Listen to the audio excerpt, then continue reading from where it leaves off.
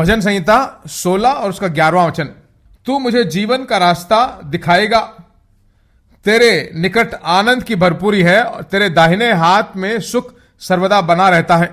शुरुआत में ही कहता है तू मुझे जीवन का रास्ता दिखाएगा। जीवन का रास्ता का मतलब जीवन के पथ को तू हमें दिखाएगा।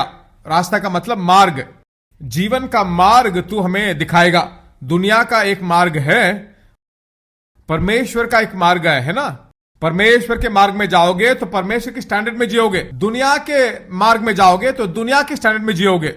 एक और वचन बताता हूं, भजन संहिता 25 और 4। हे यहोवा, अपने मार्ग मुझको दिखला, अपना पथ मुझे बता दे। यही भजन संहिता वाले का प्रार्थना है।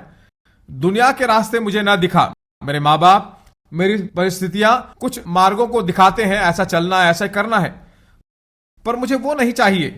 हे प्रभु, तेरे रास्ते मुझे दिखा। यही एक विश्वासी का प्रार्थना होना चाहिए। उस रास्ते में जाने वाला उस लक्ष्य को पाएगा। आप जिस भी सड़क में जाओ वहीं से डेस्टिनी पा सकते हो। इसलिए भजन संहिता वाला कहता है कि हे यहोवा, अपने मार्ग मुझको दिखा, अपने पथ मुझे बता दे। भजन संहिता 65 और उसका 11वां वचन। अपनी भलाई से भरे वर्ष पर तूने मानो मुकुट रखा है, तेरे मार्गों में उत्तम पदार्थ पाए जाते हैं। इसको न्यू इंटरनेशनल लैंग्वेज में देखते हैं, योर पाथ ओवरफ्लोस विथ अबंडेंस। तेरे मार्ग उत्तम पदार्थों से भरे रहते हैं।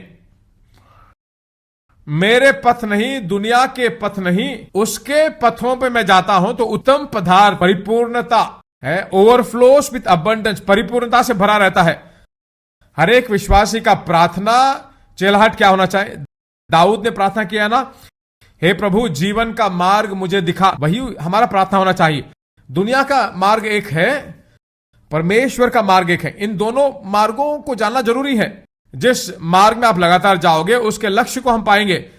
बाइबल बताती है मनुष्य के लिए जो कुछ भी दिखाई पड़ता है वो सीधा जान पड़ता है, दिखने में सीधा जान पड़ता है।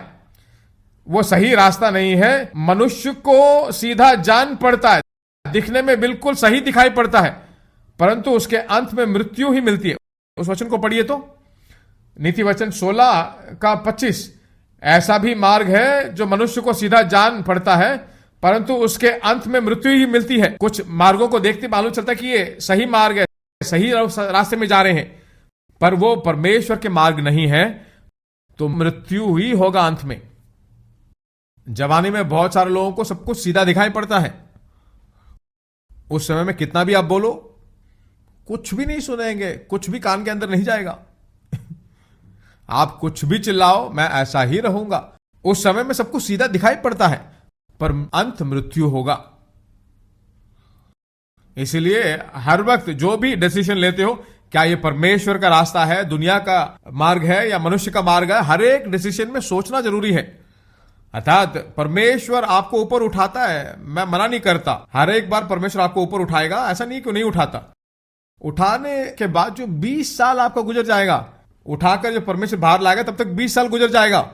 इसलिए दुनिया के मार्ग में मत जाइए। हर एक स्टेप में परमेश्वर का स्टेप, परमेश्वर का रास्ता, परमेश्वर की आलोचना क्या है, वही आपको स्थापित करेगा। यूहन्ना 10 में उस वचन को मत पढ़िए।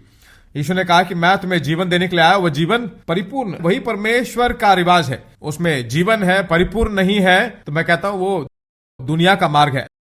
एम्पलीफाइड बाइबल में कहा गया है, एक अनुभव करने वाला जीवन देने के लिए मैं आया।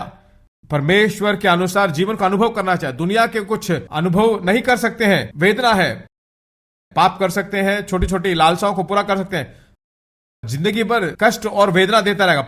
परमेश्वर के रिवाज के अनुसार जाओगे, जिंदगी को अनुभव करते आप जाओगे, सफलता प्राप्त करते आगे बढ़ते रहोगे।